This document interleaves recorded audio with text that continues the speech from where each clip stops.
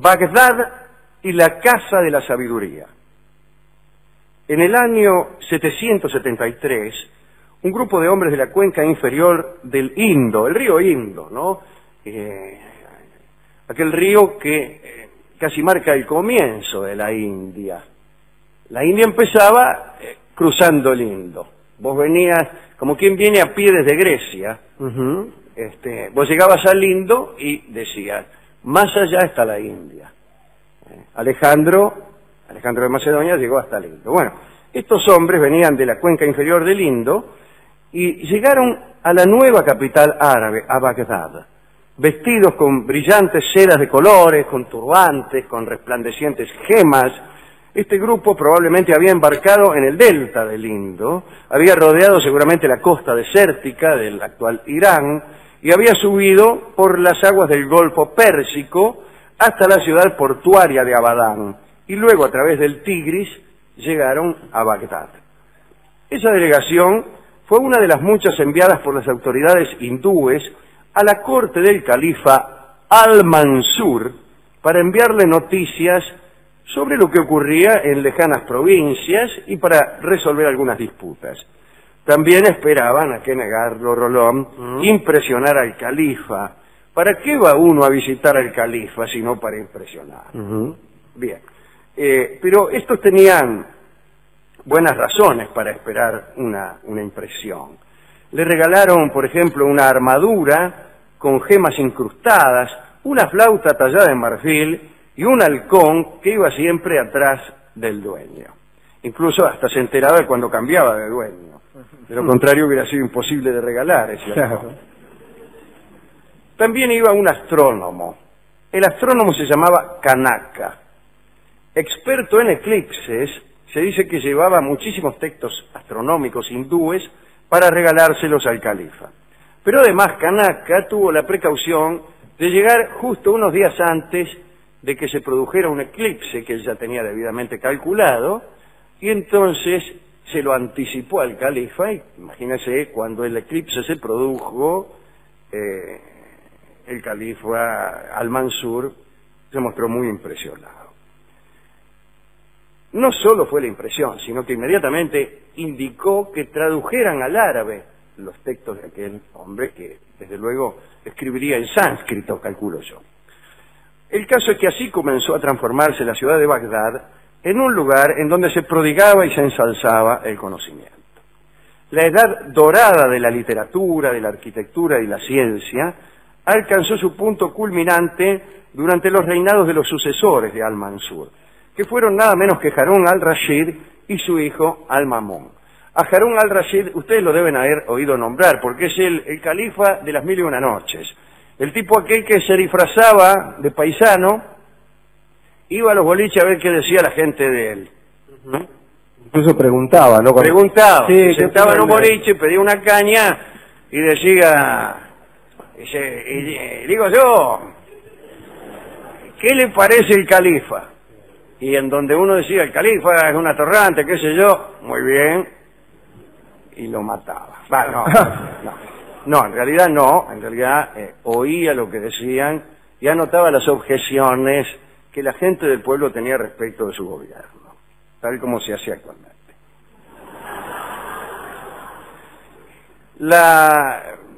En cuanto a su hijo, no el suyo, Rolón, sino al hijo de Harún al-Rashid, me parece, yo no estoy seguro, pero si hay alguno que lo sepa, por ahí podría llegar a contárnoslo. Me parece que Al-Mamun fue el primero que se metió, ¿sabe dónde? En la gran pirámide de Keops. La pirámide de Keops estuvo abandonada durante mucho tiempo. No crea que todo el rato existieron arqueólogos y museos del Cairo. No. La pirámide estaba ahí. Incluso la ciudad del Cairo es una ciudad árabe, no egipcia, cuyo nombre es Al-Kairus, la victoriosa, y que incluso se había construido con parte de la piedra caliza que recubría la Gran Pirámide.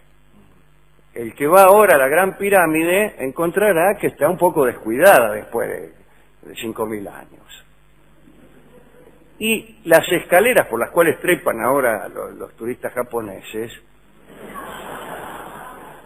estaban recubiertas de piedra caliza y la pirámide no tenía escalones, era derecho una pirámide, bastante mejor presentada que ahora. Esa piedra caliza se utilizó en gran medida para construir la ciudad de Al-Qairús, del Cairo.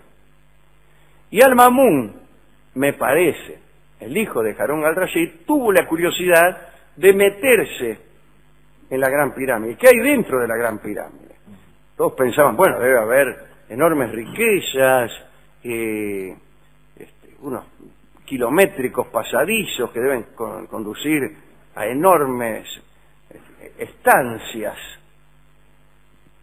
Eso pensará usted, qué sé yo. Y antes de entrar, ¿no? Antes de entrar. El caso es que había una entrada por el costado. En mucho no se veía. En el medio de una de las caras hay una entrada.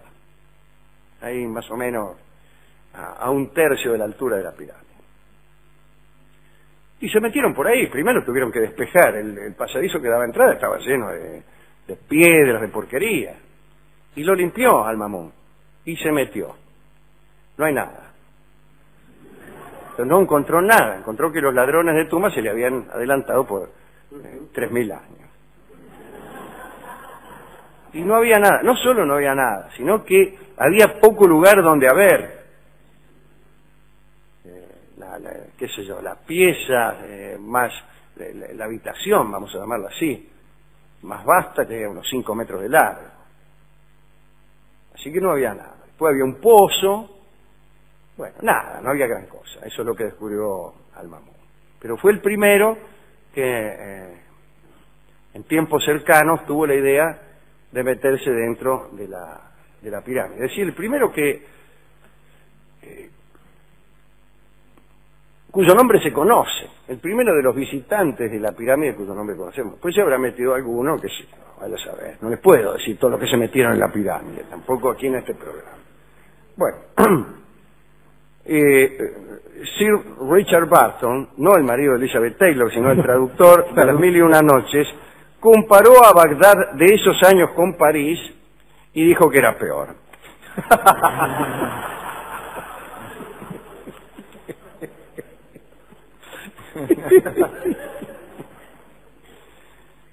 A Bagdad se la conocía como la ciudad redonda.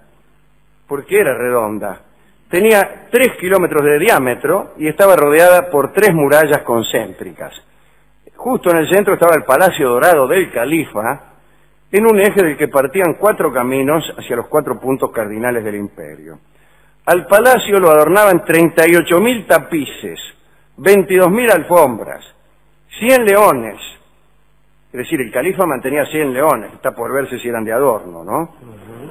Con un guardián por cada uno. Había también un árbol de oro y plata, no un árbol que daba oro y plata, sino una escultura, una especie de construcción artificiosa de oro y plata que parecía un árbol, vamos a decirlo bien. Sin embargo, sobre aquellas ramas se posaban pájaros, que también, sin embargo, estaban hechos de metales preciosos. Rodeando la ciudad redonda estaban los suburbios, que crecían en todas direcciones, ¿no? Entre ellos había zonas para judíos y cristianos, que eran considerados como adeptos a religiones hermanas del Islam en aquel entonces. Podían verse también mercaderes de lugares tan lejanos como España y China, tan lejanos entre sí. Según el cronista Abu al-Wafa ibn Aqil, la ciudad estaba llena de jardines, de fuentes y mezquitas de exquisita belleza. A lo largo del Tigris, qué lindo nombre para un río, ¿no? El Éufrates y el Tigris eran los ríos de la Mesopotamia, no el Paraná y el Uruguay como se nos enseña erróneamente. Bueno, a lo largo del río Tigris, los ricos construían elegantes residencias e iban de unas a otras en pequeños botes que eran trabajados por ebanistas. Todo esto lo dice el cronista para que nos dé ganas de vivir en Bagdad en el año 733. También en los suburbios, sino en los suburbios, según la crónica de Barton, abundaban los zapateros, como suele ocurrir en todos los suburbios literarios. El zapatero solo trabaja en los suburbios, porque se entiende que en la parte céntrica de la ciudad, allí donde viven los funcionarios y los nobles, nadie hace arreglar sus zapatos. También había vendedores de flores, perfumistas y poetas. Bien. Había rincones para recitar, eso está bien, ¿eh? Rincones para la esgrima, donde saltaban aquellos que, habiendo recitado, no tenían el beneplácito ajeno. Y en otros rincones solo se leía el Corán y era maldito el que se reunía allí con otra lectura.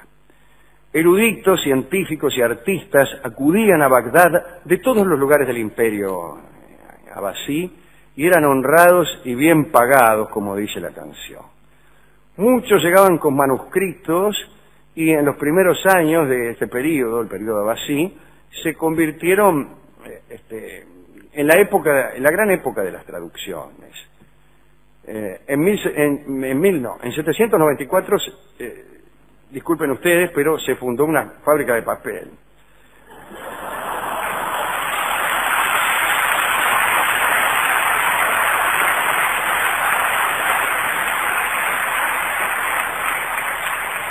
Utilizaron un proceso que los árabes aprendieron de un prisionero chino que habían capturado en el 712 durante la conquista de Samarcanda, que queda en Afganistán, que queda en Uzbekistán, quizá. No estoy tan seguro de que quede en Afganistán. Hay que decir que el prisionero logró su libertad a cambio de sus conocimientos. Como las traducciones y los originales empezaban a amontonarse en el Palacio Dorado, Al-Mamun, el sucesor de Rashid, ordenó construir un lugar que llamó Bait al-Hikmah, la Casa de la Sabiduría. La terminaron en el 833 y se convirtió en el sitio donde los sabios estudiaban los escritos antiguos, donde desarrollaban sus teoremas, las aplicaciones de lo que inventaban, etc. Siguieron el modelo del Museo de Alejandría. Le dijeron a los arquitectos, ustedes hagan algo igual que el Museo de Alejandría. Y habrán dicho, mire, el Museo de Alejandría, junto con la biblioteca, ha sido convenientemente incendiado, de manera que, si usted quiere, construimos uno igual, pero va a ser muy poco más que un lecho humeante. Que aprendemos un fueguito, ¿no? Claro, entonces, claro, no, construyan uno igual a lo que era antes de ser incendiado. Bueno, el deseo de instruirse era tan grande que los califas se valían de todos los medios para atraer a los sabios a su corte. Incluso dicen las crónicas que llegó a declararse la guerra al emperador Nicéforo I Logoteta, sería el bizantino, para obligarlo a que permitiese a un matemático ir a enseñar a Bagdad. Esa es una guerra. Bueno, se dejaron ganar incluso. Los bizantinos estaban hartos del matemático. Al-Rashid, durante su reinado, había invadido el imperio bizantino y había vuelto con manuscritos griegos. ¿Para qué va a invadir uno el imperio bizantino sino para afanarse los manuscritos griegos? Respuesta, bueno, bien puede invadirlo como han hecho los cristianos para robarse reliquias. Al-Mamun, es decir, siempre hay que robarse algo, si no, no tiene mucho sentido una invasión. Al-Mamun, que era el papá de Al-Rashid, obtenía sus libros de manera más pacífica. Despachaba emisarios al emperador Leo el Armenio, que le enviaba textos sobre música, filosofía, matemática y medicina. El caso es que los miembros del personal de la Casa de la Sabiduría debían leerse estos libros y estar día y noche a disposición de cualquier duda que tuviera el califa. Día y noche los sabios allí esperando. A veces pasaban incluso años sin que el califa tuviera ninguna duda. Y los sabios saben.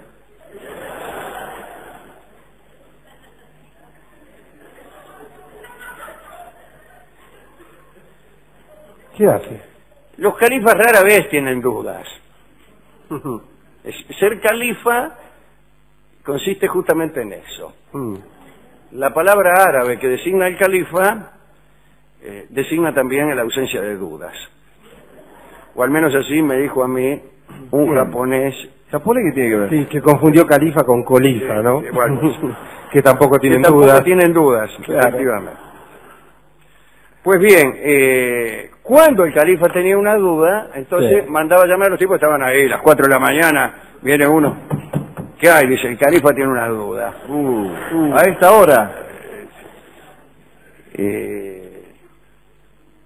Entonces venía...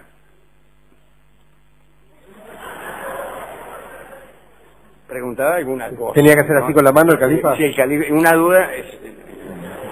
Juntar los 5 dedos.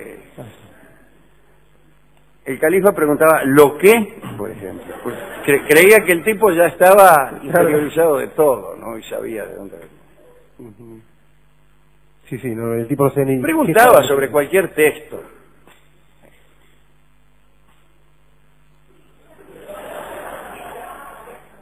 O preguntaba cualquier cosa. Por ejemplo, ¿cómo se llamaba la nodriza del profeta? Ajá.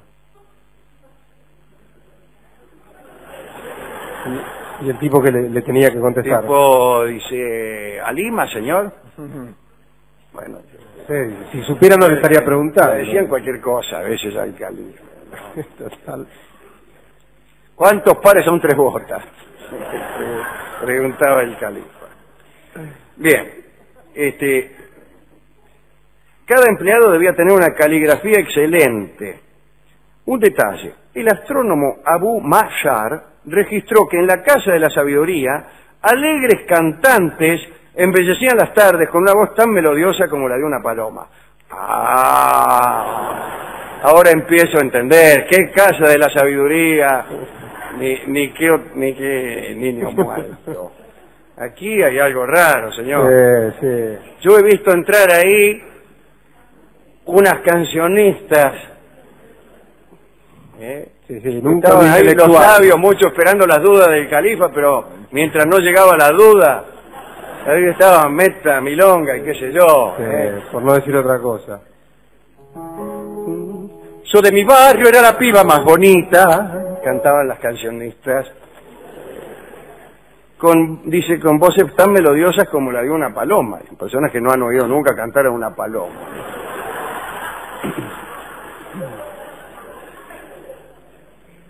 Otros detalles acerca de aquella Casa de la Sabiduría.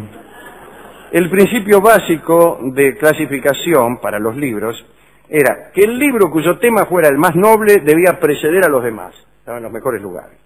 El carácter noble se evaluaba en términos religiosos. Cuando varios libros trataban el mismo tema, el que contenía más versos del Corán debía ubicarse en primer lugar. Luego, el que tenía más citas del Hadith, que son los dichos del profeta y sus compañeros, y luego el libro cuyo autor era más estimado, y luego el más útil, y finalmente los libros. Para evitar pérdidas de libros o daños, solo se prestaban libros a lectores de reconocida confianza. El periodo de préstamo era de 1 día por hoja de texto, que se consideraba el tiempo suficiente para copiar el libro, ¿no? Ahora bien, de aquella Casa de la Sabiduría Rolón nacieron grandes avances, especialmente en cuanto a la medición del tiempo y la astronomía, ¿no? Aplicaron para estas ciencias ideas griegas e hindúes, y las aplicaron incluso a las necesidades prácticas de la religión, como por ejemplo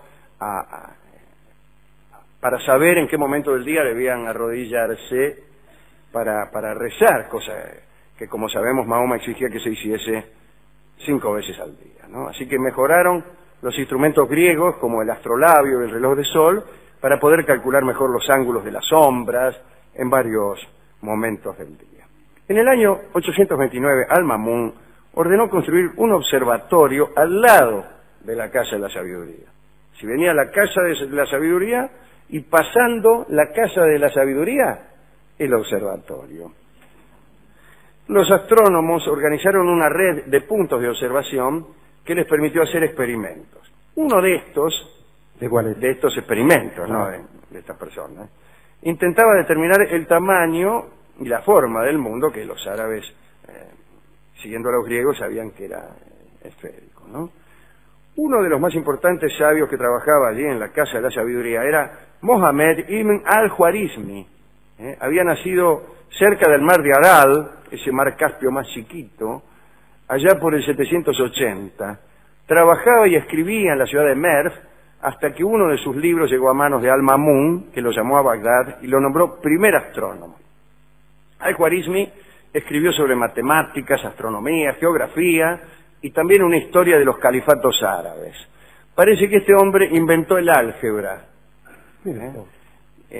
La palabra incluso viene de uno de sus libros, que se llama, como usted sabe, Kitab al-Jabr wa al-Mukabala, es decir, libro del cálculo por restauración y reducción. Más tarde, hasta el siglo XVI, ese libro fue manual de matemáticas en las universidades europeas.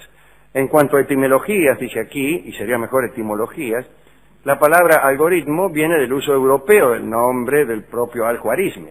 La palabra que viene de Al-Khwarizmi es guarismo, que engañar. Que en algún caso significa cualquier clase de nombre. Esos guarismos que están en su poder, Sabatarelli, indican que Instituto se iría al descenso. Obras completas de Víctor Hugo Morales. Bien.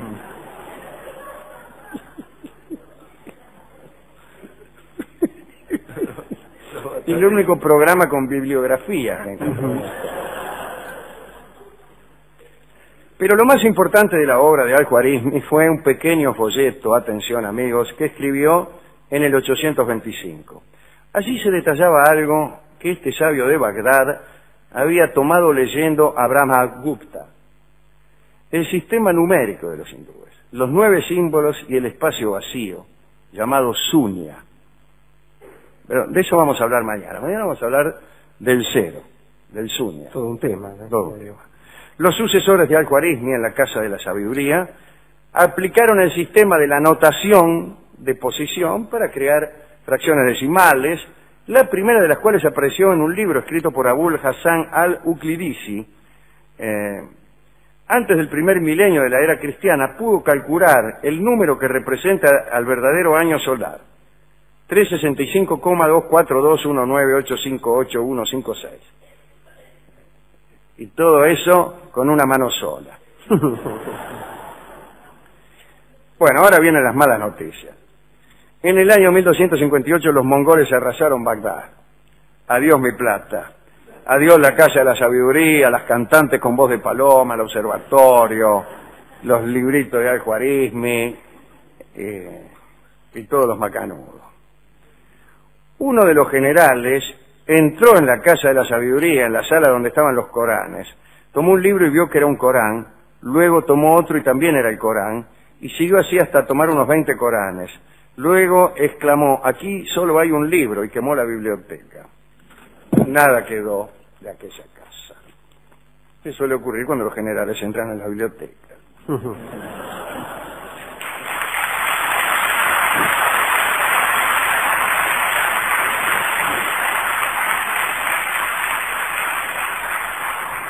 Sin embargo, no neguemos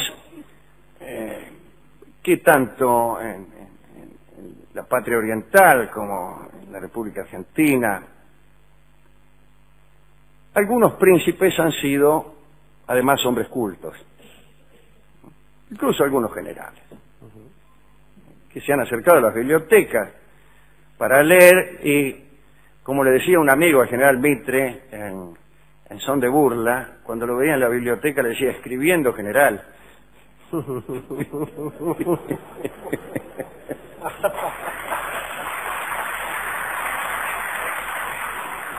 Pero lo cierto es que el general Mitre era un hombre de mucha vocación por la cultura, y hubo en nuestras historias, en las historias de nuestras patrias hermanas, muchos hombres públicos que han sido cultos. No hace mucho, el presidente Mitterrand, que también era un hombre culto, el presidente de Francia, casi anunció como una especie de testamento, diciendo que debía la gente despedirse de la idea de los presidentes o de los príncipes ilustrados, de los cuales él sabía que era uno. Decía que los años que venían iban a ser bastante más mezquinos en esa combinación entre el hombre de Estado y el hombre ilustrado. Lo cierto es que en Europa tuvo razón. Los hombres públicos que le sobrevinieron, más allá de su destreza política, no tenían esa misma formación. Hoy en día se considera, no sé si se considera, pero de hecho sucede que, estoy hablando no ya de nuestros países, que son países con grandes dificultades. Bueno, sería que le pidiéramos a nuestros presidentes, funcionarios y príncipes que estuvieran informados acerca de asuntos filosóficos y literarios.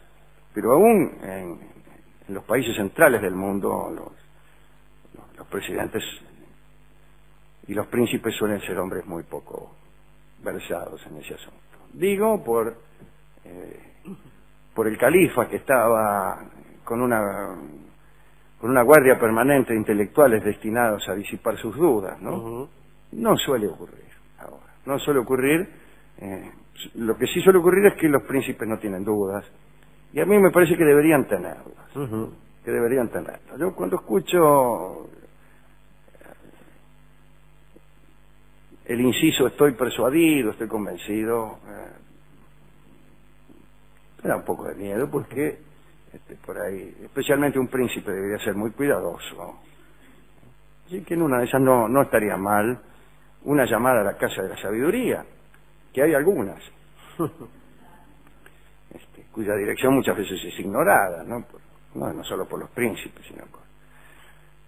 Está bien, no solo los presidentes y los ministros, sino también los agentes mediáticos, y todos deberían darse una vuelta cada tanto por la Casa de la Sabiduría, y todos deberían ejercitarse en la duda. Así que yo no sé a quién va a dedicar esta charla, a usted, Rolón, pero yo se la dedico a aquellos que dudan, no por timoratos, sino porque intuyen que la verdad es compleja y no suele revelarse con tanta docilidad. Sí, porque como decíamos antes, Alejandro, la convicción tan extrema, allí donde no hay duda, es obra de un soberbio, de un loco. Sí, por lo menos algunas cosas hay que preguntarse. Yo se lo voy a dedicar a estos dos califas, ¿no? A Al-Mansur, que tanto se preocupó por el conocimiento, y a su hijo Al-Mamun, que sufrió a partir del conocimiento un costo que el conocimiento a veces trae, que es la desilusión cuando entró a la pirámide de Keops. Sí, claro. Sí, pero ¿a quién se le ocurre no entrar a la pirámide? Aquí. Muchos le habrán dicho, ¿para qué vamos a entrar? Presentaba, le digo, yo cuando me anoticié de ese episodio sentí la misma desazón de este hombre, ¿no? Porque la descripción que dan los cronistas es muy vívida y parece una obra en construcción. Y se estaba todo lleno de piedra, basura, nidos de murciélagos. Había que agacharse, tenía apenas 1 metro de diámetro. Y yo me imagino los tipos estaban laburando, ¿no? Limpiando esa basura, avanzaban 3 metros por día. Y ya sabían eso, vas a ver que no hay nada.